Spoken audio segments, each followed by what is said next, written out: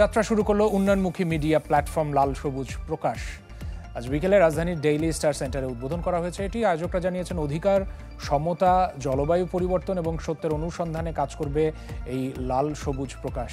অনুষ্ঠানে উপস্থিত ছিলেন প্রেস ইনস্টিটিউট বাংলাদেশ পিআইবির মহাপরিচালক ফারুক ওয়াসিফ, সিনিয়র সাংবাদিক, মানবাধিকার কর্মী সহ সমাজের বিশিষ্টজনরা। অনুষ্ঠান শেষে জুলাই অভ্যুত্থানে সাহসী সাংবাদিকতার জন্য ৬ জন সাংবাদিককে সম্মাননা স্মারক প্রদান করা হয়।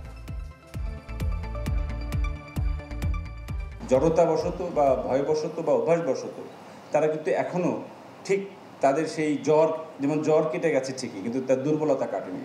গণমাধ্যমের সত্য বলার ক্ষেত্রে এই দুর্বলতা এখনও কাটেনি। এবং বিশেষ করে লাল সবুজ যারা এই ধরনের উদ্যোগ ছিল, আমি এই উদ্যোগের সফলতা কামনা করি এবং আশা করি যে আমরা একসঙ্গে প্রেস ইনস্টিটিউট বাংলাদেশ এবং লাল সবুজ একসঙ্গে আমরা বিভিন্ন ধরনের কাজ করতে পারবো এবং সেখানে আপনাদেরকে আমরা পাশে পাবো। আপনাদের জন্য সেই প্রতিশ্রুতি আমাদের তরফ থেকে থাকলো।